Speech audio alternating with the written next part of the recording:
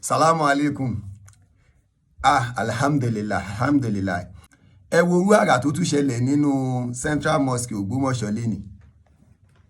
Arákùnrin kan ní òun dìídì wá, ó ní Michael òun wá láti wá kírun lẹ́yìn ìmọ́ọ̀mù láti di mùsùlùmí pé Kristẹni lòun, ó tún sọ orúkọ chọ́ọ̀chì ẹ̀.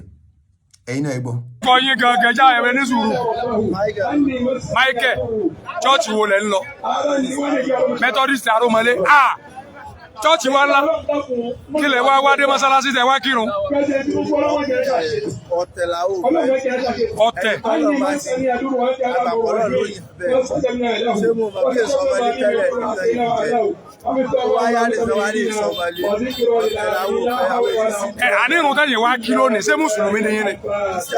Ẹ sì wá kírun lórí ọ̀rọ̀ mọ́ọ̀mù náà lẹ wá kírun. Ṣé iná ti wá rí i pé iṣẹ́ ńlá ni ìmọ́ọ̀mù yìí ń ṣe? Gbogbo àwọn Mùsùlùmí àgbáńlá ayé ṣe rí gbogbo ìtẹ́lómi nítorí ẹ̀ bínú láàfà kò ju wípé nítorí wọ́n ń sọ pé ká máa wo yọrìn, ká máa wo yẹ̀pẹ̀, ká máa ní nǹkan dún ní ogi, ká máa òun ló ń bí ẹlòmíì inú. Ṣe rí Islam ẹ̀gbọ́n tó lọ sọ ni ó ní innama limuminuna ikhwatun fasilihu bayna akhawaykum.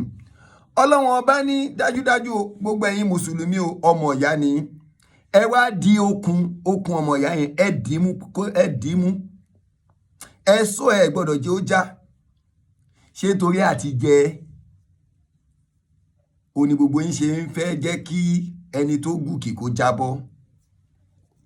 Sheikh Dr. Tọ́lẹ̀ àti Yunus Ayélára second Ọlọ́run ti gbéga, kò sí bàbá ńlá ẹni tó lè gọ́ wálẹ̀ lẹ́yìn Ọlọ́run ò sì ní jẹ́ ó jábọ́, Ọlọ́run ò ní jẹ́ ó ṣubú.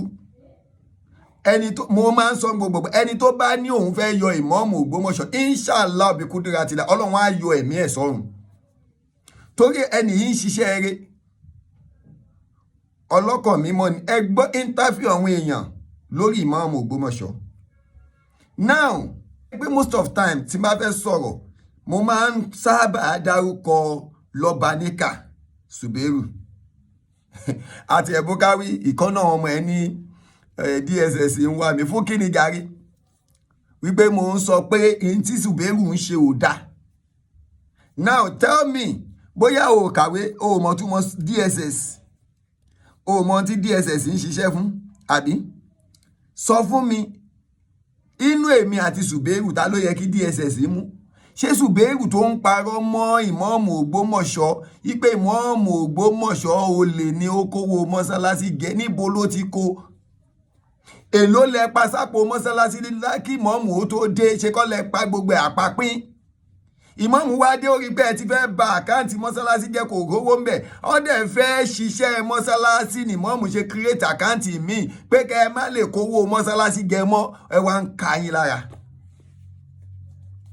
Àbí ẹ rò pé àgbọ̀n bíi tiyín?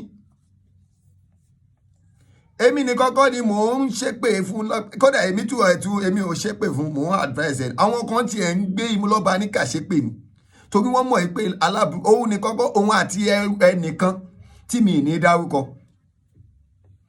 ẹ sì gbọ́ ẹni yẹn tí mi ò dárúkọ ẹ gbọ́. Ọ̀nà méjì yẹn nìkan náà ni wọ́n ń da ìlú yìí rú. Àwọn ni wọ́n lọ bá ọba, ọ̀nà ọba ti sọ pé òun ò ní yọ mọ́ọ̀mù kankan pé kí mọ́ọ̀mù ó bá báṣẹ́ ẹ̀ lọ. Ó ní àwọn Suberu ìyàtẹ̀ni yìí ni wọ́n lọ bá ọba pé àfikọ́ yọsẹ̀. Àwọn náà ni wọ́n tún lọ gbé ìmọ̀ọ́mù tí wọ́n wé oṣù kálé lórí àti irin wẹ́dà tí wọ́n wé lé lórí. Now lọ́ba ṣe sọ wípé òun ò fi jẹ mọ́ọ̀mù gbogbo ìlú o, ìmọ̀ọ́mù inú ààfin tó bá jẹun tẹ́ ẹ fẹ́ ṣe bí ìmọ̀ọ́mù inú ààfin lẹ̀ ń fẹ́ ó dà òun fún un. Ẹ ti mọ̀ pé jókà lọ́ba ń gbá fún yín torí ọba fún ara kábíyèsí wọ́n wà intelligent, onílàákàyè ni wọ́n, ọlọ́pọlọ pípé ni wọ́n fẹ́ kí peace reign ni. Torí ẹjọ́ gbogbo àwa tí à ń bú ọba ẹ má jẹ́ abú ọba mọ́ o, jẹ́jẹ́ lọ́ba jókòó sáàfin. Suberu Lọ́baníkà bàbá ìkà àgbàyà olóṣì ẹ tẹ̀ gbórúkọ sórúkọ yẹn gan dùn gbọ́ létí Lọ́baníkà kéèyàn ẹmọ ẹni tó bá ti ló ní ìkà náà ni ó máa rò ìkà ló ń ro bàbá náà ẹ máa ti kíní kan. Mo sọ fún yín ní gbogbo ìgbà pé bàbá yìí olórí ibú ẹ̀dá ni bàbá yìí ò ń ṣe mùsùlùmí. Ṣé bàbá tó ní ẹ má jẹ́ ká lo ó ní ẹ má jẹ́ ẹyin àfa ẹ má dá sí o ẹ má jẹ́ àlò Kùránì mọ́ kọ́ jẹ́ kọ́ wọn ó fi Ṣàngó àtọ̀yà pọ́mọlé ọlọ́yà ló kọ́ fi Ṣàngó àtọ̀yà kan fi búra. bí ẹni oníṣàngó ń bá wọn oníṣàngó ń jà ń bá wọn ọlọ́yà jà ni tó bá jẹ́ pé ọmọ Ògbómọ̀ṣọ́ tòótọ́ lòun náà ọmọ ọlọ́yà ni ọmọ oníṣàngó ni ẹ jẹ́ kájọ fi Ṣàngó àti Ọya kájọ fi lura wa ẹ̀yin aláàfáà ẹ má dá sí mọ́. Ṣérù bàbá náà lẹ máa wá sọ wípé èèyàn ni tó wá ń gbé Kùránì ẹ ti mọ̀ pé lórí ibú ẹ̀dá ni. Gbogbo ẹ̀yin tẹ́ wá ń kọ́mẹ̀ntì á ṣe fídíò ẹ̀ kọ́mẹ̀ntì orí ibú ń bẹ̀ ayé gbogbo yín ti bàjẹ́ tí ayé yín ò bá bàjẹ́ ni ó yẹ kẹ́ ẹ realize pé ó yẹ kéèyàn ó ṣe dáadáa nínú ìlú. Bàbá Ṣùbẹ́rù yìí fẹ́ fa ìsìláàmù sẹ́yìn Ìmáàmù dẹ̀ ń gbìyànjú àti gbé ìsìláàmù síwájú ẹ̀yin kan tún sì ń bínú. Ṣẹ́yìn ò ti mọ̀ pé nítorí pé wọn ò rí nǹkan jẹ mọ́ ni ẹ ti mọ̀ pé nítorí ebi ń pa wọ́n ni. Bàbá Làdáánì ẹ rí pé bàbá yẹn wọ́n jókòó wọ́n sì ẹ rí bó ṣe ń dáa fún bàbá náà. Ìmáàmù ní kí gbogbo yín ó padà bá àgbà yín ìtìjú pé ẹ ti ṣọ̀tẹ̀ jù kò jẹ́ kẹ́ ẹ lè padà mọ́ ìtìjú yẹn náà ni ó padà wá ṣe àwọn ọmọ yín lọ́la o ẹ má jẹ́ àṣe mistake o àwọn ọmọ yín ò lè ríbi kankan dé sí mọ́ nílùú Ògbómọ̀ṣọ́ lọ́la ẹ lọ kọ́ sílẹ̀ torí ìtìjú tó mú ẹ̀yin náà tẹ́ ẹ fi lè jókòó nílùú Ògbómọ̀ṣọ́ mọ́. Ṣùbẹ́rù lọ́ba níkà ẹ béèrè ibi tó wà ṣebí Èkó ló wà ṣó wà l'Ógbómọ̀ṣọ́ báyìí ni kò sí l'Ógbómọ̀ṣọ́. Bí ìyá ńlá kú ìyá ẹ̀ bàbá ńlá kú bàbá Ṣùbẹ́rù rẹ̀ kó wọnú Ògbómọ̀ṣọ́ ẹ jẹ́ ẹbí rẹ̀ hàn bí ìpọ́nrípọ́n gba bàbá ńlá kú bàbá ẹ̀ wọn ò bí rẹ̀ kó wọnú Ògbómọ̀ṣọ́ kó wá máa rìn kó máa yan fanda láàrin ìlú wọn ò mú wọn dé wọn ò sọ lóko ni wọn ò sọ lóko gidi ni. So kì í ṣe pé bóyá eléyìí àbí bóyá èèyàn ń ṣọ̀tẹ̀ àbí nǹkan kan bàbá yìí kò sóòótọ́ ọ̀rọ̀ kan lẹ́nu ẹ̀ Ọlọ́run bá sì ní làánàtúlà alàkázib ibi bẹbẹ Ọlọ́run kó máa bẹ fún gbogbo òpùrọ́ ayé àtọ̀run ni Ṣùbẹ́rù lọ́ba níkà òpùrọ́ ayé àtọ̀run ni Jamiu Ọládayọ̀ àti irú wọn bẹ́ẹ̀.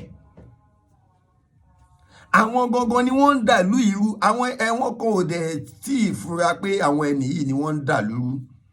Adúpẹ́ o bàbá wa Ìmáàmù Ògbómọ̀ṣọ́ àwọn ni wọ́n kírun fún wa lẹ́ni àwọn náà ni wọ́n sì máa kírun fún wa lọ àtàyà ọmọlìkìyà ọmọ ẹni tí ò bá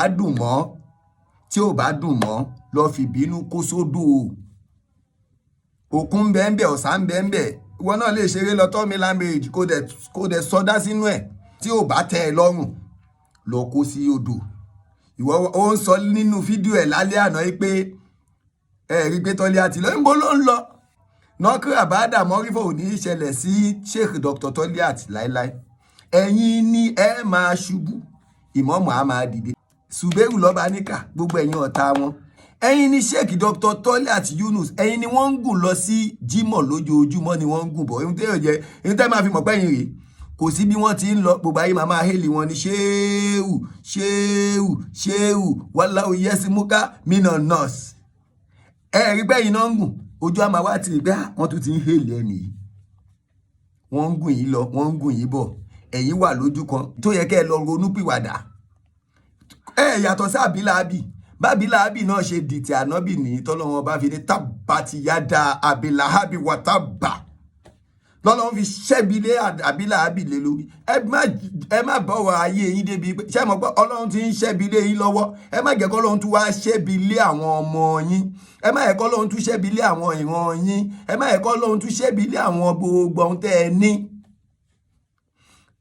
Ẹni bá ti ń dìtẹ̀ mùsùlùmí ẹgbẹ́ ẹ̀ Ọlọ́run á dìtẹ̀ Ọlọ́run á yan wọn tí ó dìtẹ̀ máwọn ọmọ tiẹ̀ náà wá ohun tó jẹ́ kábílàábì ó parẹ́ ẹ má jẹ́ ó ṣẹlẹ̀ sí yín la ṣe ń pè yín ṣàkíyèsí eléyìí ń ṣe pé èébú à ń pè yín ṣàkíyèsí ni pé kẹ́ ẹ ṣe làákàyè àgbàlagbà ni yín ẹ má ya àgbà òpònú ẹ má ya àgbà ọ̀dẹ̀ ẹ̀yin tó yẹ kí irú wa máa ṣe mistake kẹ́ máa correct irú wa la wá tún correct yín ẹ rí i pé ó kù kí nǹkan kù díẹ̀ nú ọpọlọ yín kò lè dùn mí fún yín wọ́n ti sọ pé ọmọ ẹ máa mu trọ́fì wọ́n ní oní trọ́fì ní pé gbogbo trọ́fì lẹ máa mu káàkiri àti gbogbo àwọn ọmọ yín amúgbó tó ń pèrú èmi lámúgbó èmi handsome guy báyìí tí mo wà òkè báyìí tí mo dùn báyìí tọ́lọ́wọ́n bá ṣe mí dáadáa tó ṣe mí ní àáfà tó dáa tó ní súnà irú ìwọ wá ń pè mí lámúgbó ìwọ ló mọ̀ gbogbo àwọn ọmọ yín amúgbó bẹ́ẹ̀ gbogbo àwọn ọmọ yín tó ń gbé kólòsì bẹ́ẹ̀